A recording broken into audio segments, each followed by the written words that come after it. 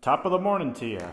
Well, today is October 25th, meaning that this is the day of freedom for a lot of Volkswagen TDI owners, meaning that cars can be either purchased back through a buyback program or they can be fixed and given compensation.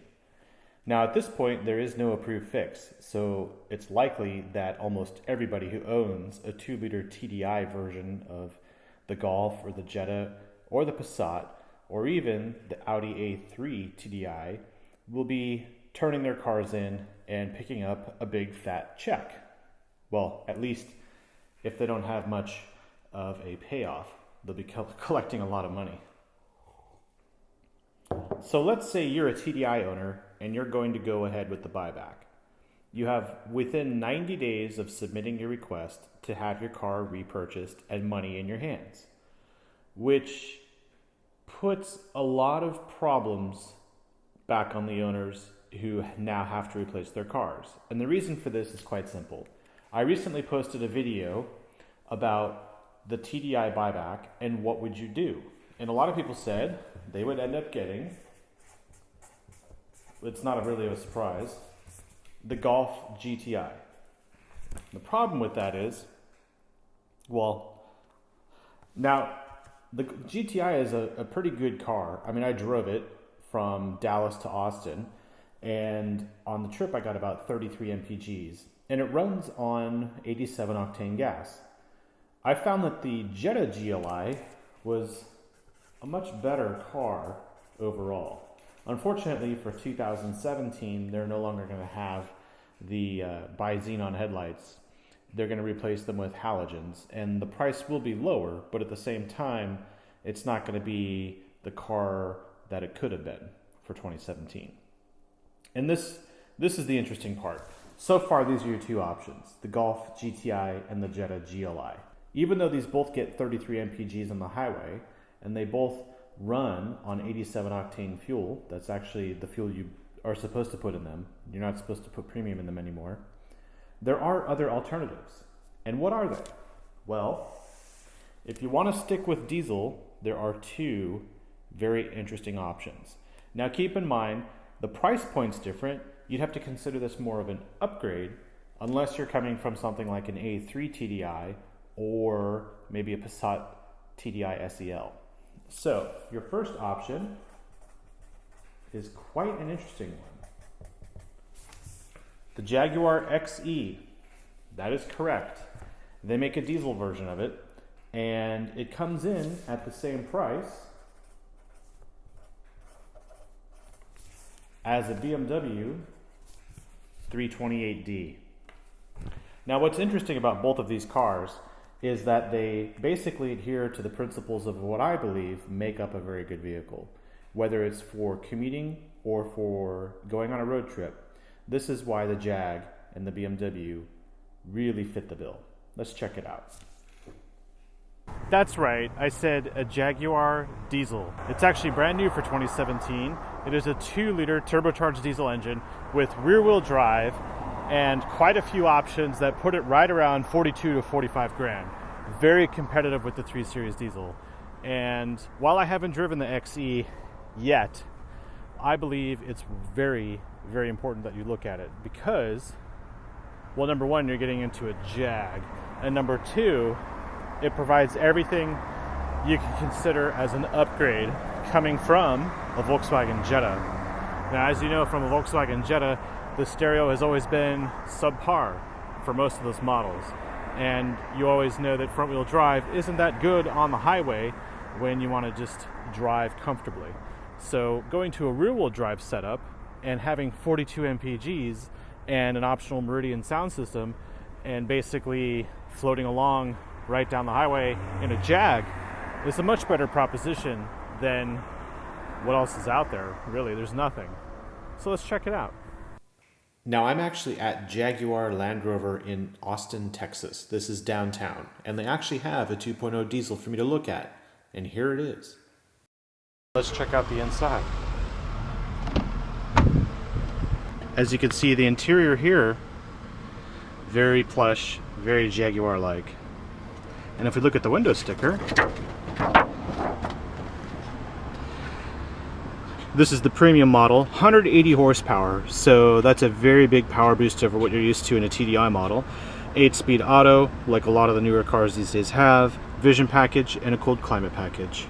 Now the vision package includes those updated headlights, and it includes parking aids, and a blind spot monitor, and reverse traffic detection, which is very up to date. The cold climate package includes heated seats and a heated steering wheel, which obviously is going to be very important in the winter months because diesels take a little while to warm up, as you know, and it's great to just hit that button and have everything soaking hot when you get in. The lack of legroom doesn't make a difference, especially if it's just going to be you in the car for most of the journeys. And believe it or not, it actually has a decent trunk.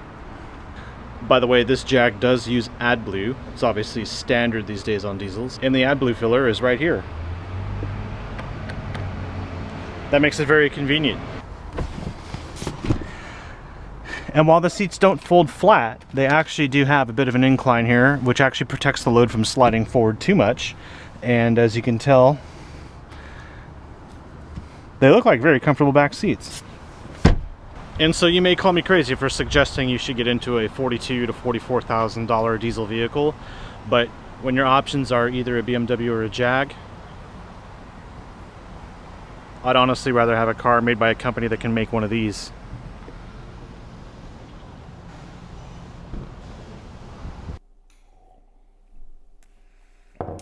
Now, of course, $40,000, $45,000 is a lot of money.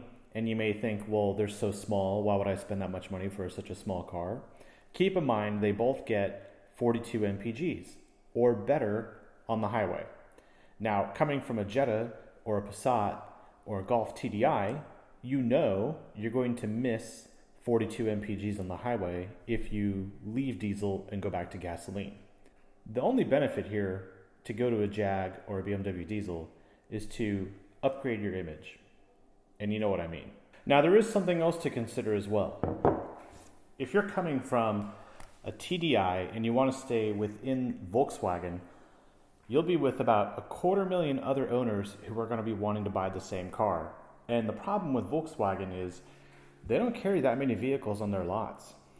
If you look at the Golf or the Jetta, they may have 8 versions of a Golf GTI or 3 Jetta GLIs.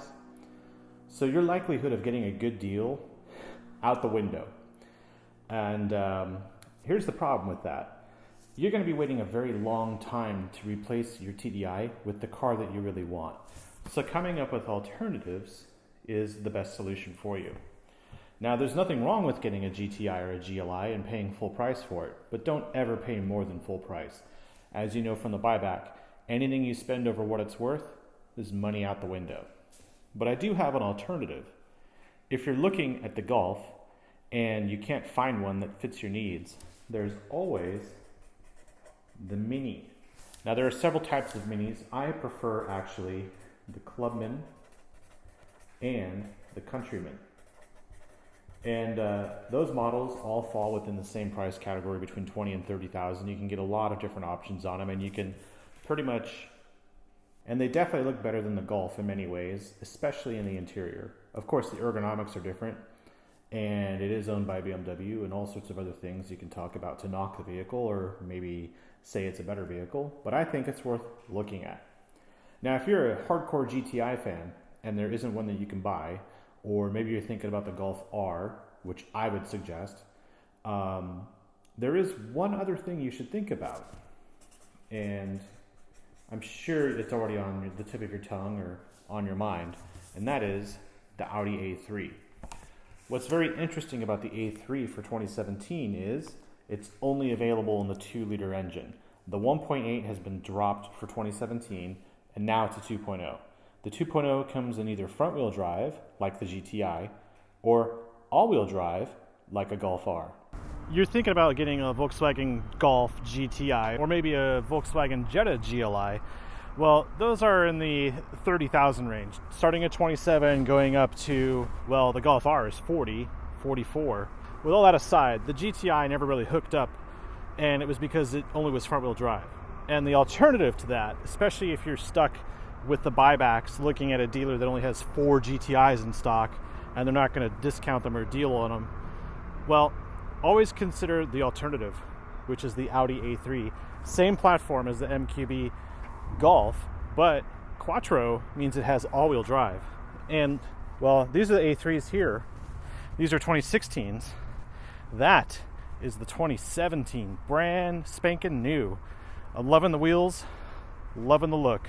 All right, it has a 2-liter, 220 horsepower, 258 pound-feet torque engine. So it's basically the same that you're going to get in the GTI. 6-speed, dual-clutch automatic, no manual available, kind of the only downside to this. And if you look at the price, it starts at $34,000. Now this one has the options that I would highly recommend, the Premium Plus package and the Technology package. With Technology, you get virtual cockpit and GPS navigation. With the Premium package, you get power seats, heated seats, and the basically keyless entry, where you just tap the door, it locks and unlocks. And then you get the parking system, which includes the backup camera and the parking sensors. Stickers at $42,835. So keep in mind, if the Volkswagen dealer isn't going to budge on their GTI or their GLI or their Golf R price, I'm sure Audi might have a little bit of room for you. Maybe. Now, it's not as powerful as a Golf R. That's what the Audi S3 is for. But because the S3 comes in at $50,000 and the Golf R comes in at $40,000, the first thing I'd be looking at that price range is the BMW and the Jag.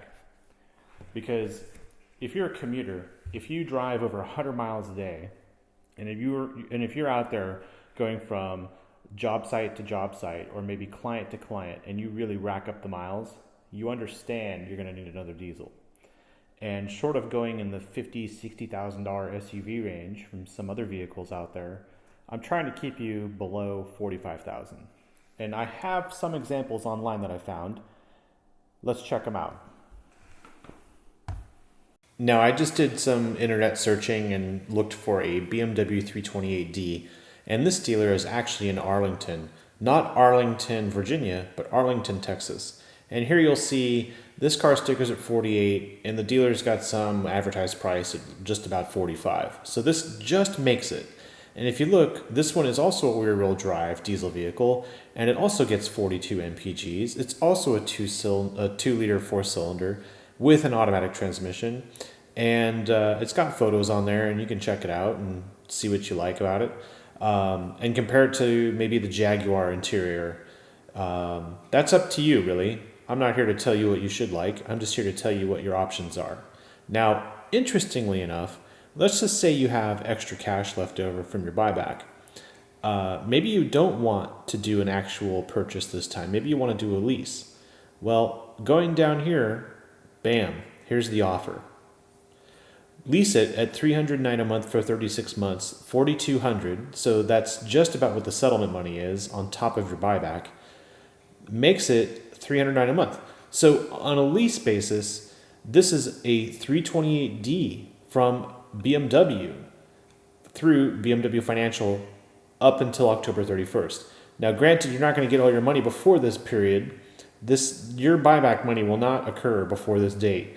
But I guarantee, at least in my mind, that this offer will still be valid all the way through January.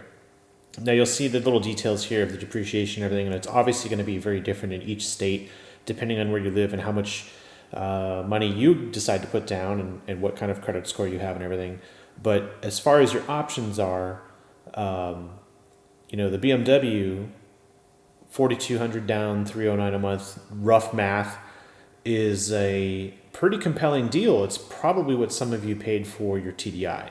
Of course, this is a lease, but then again, we all know from the buybacks and the war on diesel that you don't want to be too heavily invested in your vehicles. But this is just one option, in addition to the Jag and in addition to the Audi A3. And this is really for sedan buyers, people who have had the Jetta or the Passat. The wagon owners and everyone who has had the hatchback version of the Audi A3, I'm going to have a part 2 video for you guys. So sit tight, and as I keep going through the comments and what people are interested in, I'm going to have something for you.